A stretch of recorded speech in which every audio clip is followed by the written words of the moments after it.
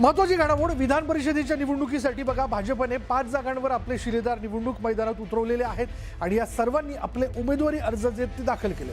सुनील कर्जतकर, माधवी नाईक, प्रमोद जठार, संजय भेंडे आणि विवेक कोले यांना उमेदवारी देण्यात आली। प्रमोद जठारांना उमेदवारी देऊन भाजपने कोकणाला आणखी एक प्रतिनिधित्व दिले। नागपूरच्या संजय भेंडेंना उमेदवारी देत प्रादेशिक समतोल साधण्याचा प्रयत्न करण्यात आला। संजय भेंडे हे भाजपचे प्रदेश उपाध्यक्ष असून राष्ट्रीय स्वयंसेवक संघाच्या मुशीत ते वाढलेले आहेत। 2014 पासून प्रत्येक निवडणुकीत नितीन गडकरींचे निवडणूक प्रमुख म्हणून संजय भेंडे यांनी काम पाहिले। नुकत्याच पार पडलेल्या नागपूर महापालिका निवडणुकीत भाजप निवडणूक प्रमुख म्हणून त्यांनी जबाबदारी पार पाडली होती आणि या निवडणुकीत भाजपात अनेक इच्छुक होते आणि या 5 जणांची नावे जाहीर झाल्यामुळे संधी न मिळालेल्या अनेक इच्छुकांचा हिरमोड झाला।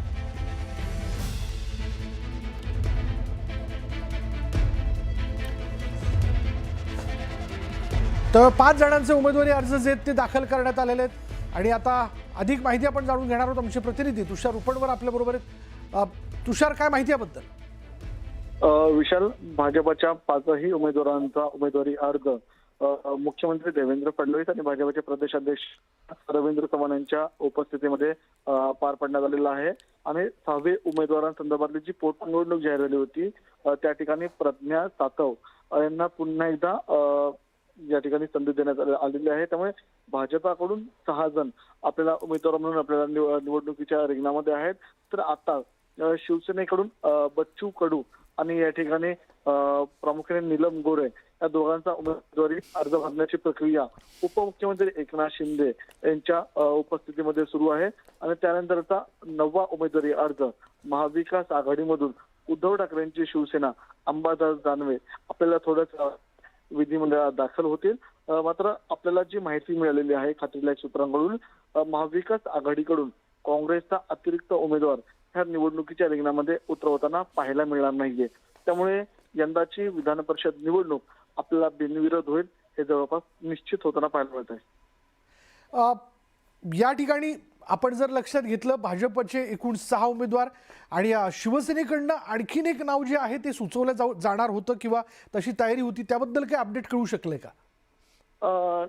शिवसेना एकनाथ शिंदेच्या पक्षाकडून 3रा उमेदवार सुचवला जाणार या संदर्भातली चर्चा राजकीय वर्तुळामध्ये होती। मात्र शिवसेना आपल्याला 3रा उमेदवार देताना पाहायला मिळत नाहीये। एकनाथ शिंदे यांच्या उपस्थितीमध्ये आता शिवसेनेचे 2 उमेदवार उपसभापती नीलम गोरे आणि बच्चू कडू ज्यांनी नुकताच आता शिवसेनेमध्ये पक्षप्रवेश केला, या दोघांचा उमेदवारी अर्ज विधिमंडळाच्या सचिवालयामध्ये अर्ज भरण्याची प्रक्रिया सुरू असल्याचं पाहायला मिळतं। धन्यवाद तुषार या सगळ्या माहितीबद्दल। एकूण 6 उमेदवारी अर्ज भाजपकडनं दाखल करण्यात आले। शिवसेनेकडनं 2, महाविकास आघाडीकडनं 1 आणि राष्ट्रवादी काँग्रेसकडनं म्हणजे महाविकास आघाडीकडनं 1 आणि राष्ट्रवादी काँग्रेसचा देखील एक उमेदवार जो जिशान सिद्दीकी यांनी आपला उमेदवारी अर्ज जो आहे तो दाखल केलेला आहे। आणि आता एक तर लक्षात आलं या सगळ्या ह्याच्यातनं की ही निवडणूक जी आहे ती बिनविरोध पार पडेल। याचं कारण असं आहे की जर काँग्रेसनं आणखीन एक उमेदवार त्यांच्या वतीने देऊ केला असता तर मात्र ही निवडणूक झाली असती, पण ही निवडणूक जी आहे ती बिनविरोध पार पडते।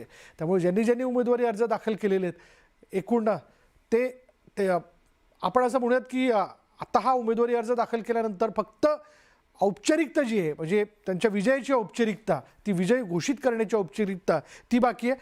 कारण अजून आणखीन एक अर्ज हा आलेला नाही आहे। म्हणजे एकूण 6 उमेदवार जे आहेत ते भाजपकडनं, महाविकास आघाडीकडनं 1, शिवसेनेकडनं 2 आणि राष्ट्रवादी काँग्रेसकडनं 1 असं जर आपण एकूण लक्षात घेतलं तर 10 जागांकरता ही निवडणूक जी ती पार पडते। त्यामुळे या 10 जागांव्यतिरिक्त म्हणजे 11वा जरी उमेदवार या ठिकाणी उमेदवारी अर्ज जर दाखल होतोय तर मात्र ही निवडणूक होईल, पण हा उमेदवारीचा अर्ज अद्याप तरी दाखल झालेला नाही आहे। त्यामुळे असं आत्ता या क्षणापर्यंत तरी म्हणता येईल की उमेदवारी अर्ज दाखल करण्याची वेळ जोपर्यंत संपत नाही, पण जेव्हा ही वेळ संपेल तेव्हा असं म्हणता येऊ शकतं की ही निवडणूक बिनविरोध झालेली आहे। पण ते केव्हा, ज्यावेळेस आणखीन एक अर्ज दाखल होणार नाही। त्यामुळे आता भाजपच्या 6 जणांनी आपला उमेदवारी अर्ज जो आहे तो दाखल केल्याचं आपण बघतोय। यामध्ये जर आपण पाहिलं तर सुनील कर्जतकर, माधवी नाईक, प्रमोद जठार, संजय भेंडे, विवेक कोले यांनी आपला उमेदवारी अर्ज दाखल केला। श्रद्धा आणि सबुरीचा संदेश देणाऱ्या साईबाबांनी हा आशीर्वाद विवेकला दिला। आम्ही पक्षासाठी काम करणारे कार्यकर्ते आहोत, त्यामुळे आम्ही काम करत राहिलो आणि देवाभाऊंनी दिलेला शब्द पाळला, याचं मोठं समाधान आहे। या संदर्भात भाजप नेत्या आणि माजी आमदार स्नेहलता कोले यांच्याशी बातचीत केली आमचा प्रतिनिधी राहुल झुरी यांनी। सध्याच्या बदललेल्या राजकारणात खूप अवघड शब्द आहे, तरी देखील हा संयम पाळला गेला, त्याचं फळ मिळालं. निश्चितच राजकारणामध्ये प्रत्येकाला वाटत असतं आपल्याला एक पदाची संधी मिळावी, परंतु माझं असं सतत म्हणणं असतं की आपण काम करत राहावं. पार्टी पक्षाचं निश्चित आपल्यावर लक्ष येतं आणि मागच्या विधानसभेच्या वेळेस पक्षाने आम्हाला सांगितलं की आपण थांबलात तर बरं होईल, निश्चित पुढे संधी मिळेल आणि ती संधी मिळाली विवेक भैयांच्या रूपाने आणि विवेक भैया निश्चित चांगलं काम करतील याच्यावर माझा विश्वास आहे. विधान परिषद निवडणुकीची चर्चा जेव्हा सुरुवात झाली, लॉबिंग हा शब्द खूप खेळला गेला. तुम्हाला देखील अनेकदा आम्ही कामाच्या निमित्तानं किंवा ह्या बाबतीत मुख्यमंत्र्यांच्या भेटीगाडी बघितलं, पण खरंच या वारंवार पाठपुराव्याची गरज पडली, राजकीय लॉबिंगची गरज पडली यावेळी देखील? नाही, मला असं कधी अनुभव आला नाही की भारतीय जनता पार्टीमध्ये लॉबिंग करावी लागते किंवा कुणाचा तरी वशिला घेऊन पुढे जावं लागतं, असं कुठेही जाणवलं नाही. अगदी आमच्याकडे इतर जे काही विवेक भैयांबरोबर जे आहेत ते सगळ्यांनी संघटनेतही खूप चांगलं काम केलेलं आहे आणि त्याच्यामुळे कोणीतरी सांगितल्यानंतर कोणाला घेतलं जातं असं नाही, तर पक्ष स्वतः दखल घेऊन संधी देत असतं असं मला पण ताई, जाणवतं. परत एकदा तोच अडचणीचा प्रश्न. पण एक वारं बघितलं तर चांगलं वातावरण होतं, मतदारसंघातलं चांगलं वातावरण होतं, कदाचित तिकीट मिळालं असतं तर निवडणूक जवळपास म्हणजे फॉर्मॅलिटी हा टप्पा होता. पण तरी देखील अशा वेळी निवडणुकीतनं माघार घेणं, पक्ष नेतृत्वावर विश्वास, हे कितपत अवघड होतं? कारण कार्यकर्त्यांना देखील काही ना काही विश्वास देणे, मंत्री बोलतायत, मुख्यमंत्री बोलतायत, हे तुमच्यापर्यंत आहे. कार्यकर्ते असे जुळून राहिले. आज देखील सर्वात जास्त जल्लोष इथं विवेक कोल्हे यांचाच पाहायला मिळतोय. हे सगळं कसं शक्य झालं? आपण सर्वजण छत्रपती शिवाजी महाराजांच्या विचारांवर चालणारी मंडळी आहोत आणि महाराजांचं सुद्धा काही ठिकाणी किल्ले लढवले गेले, काही ठिकाणी तह केले गेले.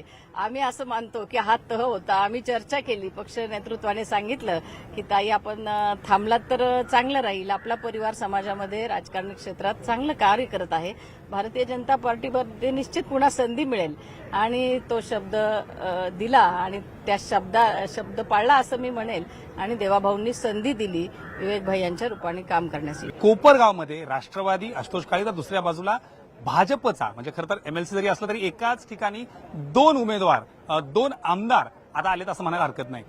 गणेश राहुल झोरी, न्यूज 18 मराठी, मुंबई.